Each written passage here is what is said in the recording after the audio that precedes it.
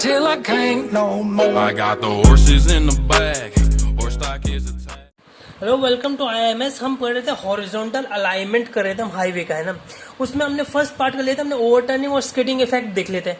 और skidding effect क्या अपन है, स्किडिंग इफेक्ट जो सेंट्रीफ्यूगल फोर्स होता है उसको रेजिस्ट करने के लिए, उसको काउंटर करने के लिए अपन ने एक चीज दी थी, उसको कहते हैं सुपर एलिवेशन। ठीक है, अब सुपर एलिवेशन के बाद अपना जो लास्ट टॉपिक आता है हॉरिजॉन्टल अलाइनमेंट में, उसको कहते हैं हम एक्स्ट्रा वाइडनिंग। अब एक्स्ट्रा वाइडनिंग का मतलब क्या होता है, अगर एग्जांपल से किसी एग्जांपल से अगर अपन देखें कि भाई अपने पास एक रोड है, अपने पास यहाँ पे एक कर्व, मान लो ये एक कर्व है अपना, है ना। दिस एक कर्व है, इस कर्व के ऊपर से गाड़ी जा रही है अपनी, है ना। एक कर्व के ऊपर से गाड़ी जा रही है, अब ये गाड़ी चल रही है तो ये अपना इसमें एक प्रॉपर्टी होती है भाई, गाड़ी चलती है तो अपना गाड़ी जब कर्व में होती है वो ऐसे हल्का सा स्किड हमेशा मारती है भाई। थोड़ा सा इसका टायर है ना, सीधी प्रॉपर्टी नहीं चलती है। प्रॉपर्टी कैसे कि भाई अपना जो ये कर्व है, ये कर्व है ना, इसमें जो ये अपनी गाड़ी है ये ऐसे चलनी चाहिए, लेकिन ये ऐसे नहीं है, थोड़ा मतलब थोड़ा सा ऐसे, इसका जो पीछे वाला टायर है थोड़ा ऐसे चलता है इसके ना। तो इस टर्न के लिए इसको थोड़ी वाइडनिंग चाहिए होती है, भाई अपने टायर ऐसे चलते हैं ना, तो इसको वाइडनिंग चाहिए। और उसके साथ साथ अपनी एक साइकोलॉजी होती है भाई, अपनी एक अकेली गाड़ी चल रही है तो कोई दिक्कत नहीं, लेकिन अगर अपने बगल में एक और कार चले साथ साथ में, तो अपनी एक दिमागी साइकोलॉजी होती है भाई अपने को इस कार से थोड़ा दूर चलना है ना।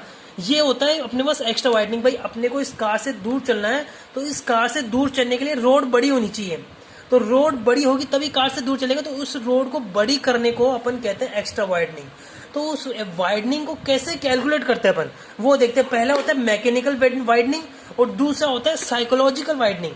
मैकेनिकल तो वो होती है जैसे मैंने बताया था भाई, अपन जो सीधी अपन कर्व आता है तो ऐसे कर्व थोड़ा थोड़ा जाता है ना, तो वो होती है मैकेनिकल। और साइकोलॉजिकल वो होती है भाई अपनी बगल में गाड़ी चल रही है, उससे अपन ने थोड़ी दूरी बना रखी है भाई अपने दिमाग के अंदर, भाई इसके अंदर इससे दूर रहेंगे तो अपन ज्यादा सेफ रहेंगे, है ना, ऐसा रहता है अपन। तो ये होता है साइकोलॉजी। तो दोनों के अलग अलग अपने पास यहाँ पे होते हैं। इसको अपने टेक्निकल लैंग्वेज में अपने इसको क्या कहते हैं, it is an additional width of a carriageway that is required on curve section of a road over और above the required horizontal alignment. ठीक है भाई, मतलब ये एक ऐसा कंडीशन है, इसमें एक ऐसा एडिशन है जो कैरेज वे होता है उसके अंदर थोड़ी एडिशन और करते हैं अपन रोड का, है ना, उसको कहते हैं अपन। ठीक है, इसमें दो तरह के मैकेनिकल और साइकोलॉजिकल, है ना। अब इसमें देखेंगे मैकेनिकल प्लस का साइकोलॉजी वाइडनिंग होती है, उसको टोटल वाइडनिंग कहते हैं, मतलब एक्स्ट्रा वाइडनिंग उसको कहते हैं अपन। तो मैकेनिकल वाइडनिंग का फॉर्मूला होता है NL² अपन में 2R होता है, और साइकोलॉजिकल का V अपन में 9 + 5√R। ये अपने पास दो होते हैं।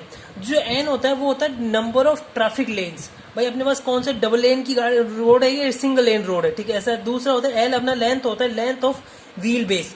अब व्हील बेस मतलब एक टायर के बीच में कितनी जगह है, दोनों टायर जो होते हैं गाड़ी के जो दो टायर है उन दोनों के टायरों के बीच में कितनी स्पेस है, वो अपना लेंथ ऑफ व्हील बेस होता है।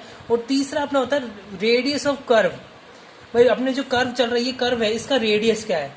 और V होता है अपना वहाँ पे किलोमीटर पर आवर में होता है, यहाँ पे मीटर पर सेकंड नहीं होगा, यहाँ पे किलोमीटर पर आवर में होगी स्पीड। ठीक है, अपन इसके ऊपर डायरेक्ट न्यूमेरिकल करते हैं ज्यादा बेस्ट समझने के लिए। और न्यूमेरिकल कैसे होता है, बट दो लेन अपने पास, one lay way road with radius of 50 metre. अपने पास एक रोड है, 2 लेन के अंदर 1 रोड है, वो 50 मीटर रेडियस है। प्लोकेंड carrying lorries with wheel base of 5, मतलब उसके ऊपर 2 लॉरी जा रही है, मतलब लॉरी जा रही है एक, है ना, उसका व्हील बेस 5 मीटर का है ना। The speed of lorries is restricted to between 60 and 80 kilometre. अब यहाँ पे किलोमीटर, अब यहाँ पे जो लॉरी है उसकी जो अपनी जो स्पीड है वो इन दोनों के बीच में है भाई 60 और 80 के अपने यहाँ पे रिस्ट्रिक्ट किया हुआ है, या तो 60 जाएगी या तो 80 जाएगी। ठीक है, मतलब 60 और 80 के बीच में जाएगी, है ना। तो अपने पास यहाँ पे मैकेनिकल वाइडनिंग और अपने को साइकोलॉजिकल वाइडनिंग निकालनी है ना। The required 60 metre are designed to the mechanical V, psychological V required 80 metre designed. अब यहाँ पे अपने को 60 और 80 मीटर डिजाइन स्पीड के लिए अपने को कैरेज वे की वाइडनिंग, मतलब अपने जो एक्स्ट्रा वाइडनिंग उसको देखना है।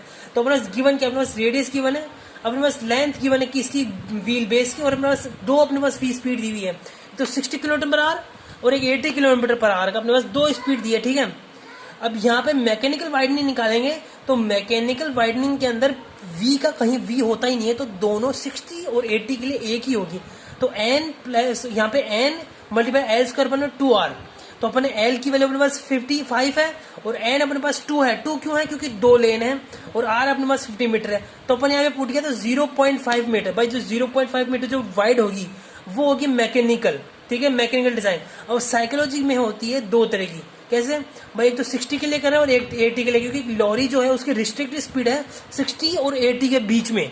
बस जो लॉरी चल रही है वो 60 और 80 के बीच में चल रही है, तो पहले अपन 60 निकालेंगे फिर अपन 80 निकालेंगे। तो वी वाइडनिंग v अपॉन में 9 प्लस का 5 रूट r, तो अपने आर की पता है अपने पास v2 अपन, तो v1 और v2 डालेंगे। तो पहले v1 अपने साइकोलॉजिकल वाइडनिंग 60 के लिए निकाला, 60 लगा दिया, और साइकोलॉजिकल वाइडनिंग 80 के लिए ना तो 80 निकाल दिया, ठीक है। तो 60 के लिए 0.89 आ गया और 80 के लिए 1.19 मीटर अब मीटर में। तो ये अपने पास जो वाइडनिंग आती है कि भाई अपने को रोड को कितनी चौड़ी करनी है, एक्स्ट्रा वाइडनिंग जो एक तो कैरेज वे डिजाइन होता है और कर्व के अंदर कैरेज वे थोड़ी बड़ी होती है। भाई कर्व आता है ना कभी भी, तो कर्व के अंदर रोड थोड़ी चौड़ी होती है, थोड़ा ध्यान देंगे तो रोड थोड़ी चौड़ी होती है कर्व के अंदर। क्यों? क्योंकि उसको घूमने की भी जगह भी चाहिए होती है, पर गाड़ियों को घूमने की जगह चाहिए होती है। ये ऐसे अपना यहाँ पे अपने पास हॉरिजॉन्टल अलाइनमेंट का लास्ट टॉपिक हो जाता है, वो होता है अपना एक्स्ट्रा वाइडनिंग, कि भाई अपने को रोड को कितना चौड़ा करना पड़ा है, किसके लिए? अपने जो व्हीकल है उसके टर्निंग के लिए, ठीक है। तो यहाँ पे अपना लास्ट टॉपिक है। Thank you very much.